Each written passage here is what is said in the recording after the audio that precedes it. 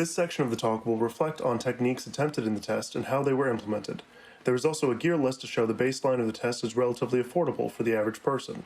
The effects used are all applied in a single adjustment layer above the footage. There is of course the obligatory grain layer, which can be tweaked to taste but is understood well enough that there isn't too much to talk about here. I also added a subtle gate weave, most visible in this shot since it is stabilized to appear locked off. The entire frame wobbles slightly, emulating the effect of an imperfect film running through an imperfect vibrating projector.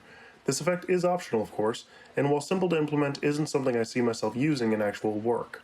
Halation is a naturally occurring effect on celluloid, caused by light reflecting off the back of the film plane, manifesting as a reddish halo most visible in high-contrast situations. This effect was achieved by isolating highlights in the image and blooming them with a red bias. The effect can be dialed up or down depending on the shot, and is relatively easy to maintain given the proper node structure. The node structure itself, as well as more information on the implementation of the effects, will be detailed in an article I've written and linked down below.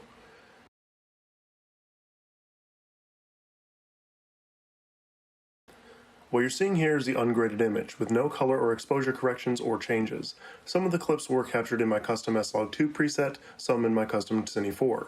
The reason for this is while SLog2 is great with highlights, it is notoriously noisy in shadow areas, and while the film grain might help mask this, I wanted to work from as clean a capture as possible to start.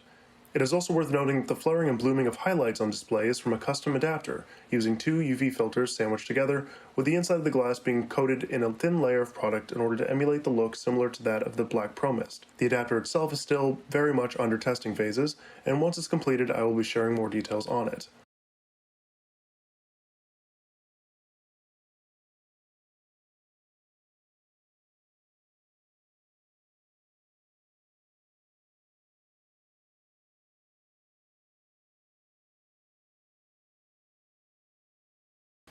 The color work and contrast were all done to taste, with my taste preferring a faded shadow area.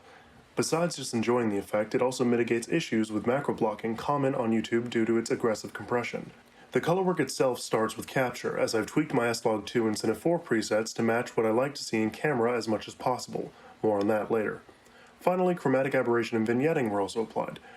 These are visible as color fringing and darkening toward the edges of the frame, and were based on the image circle produced by my lens and camera combination, though they can also be tweaked to taste.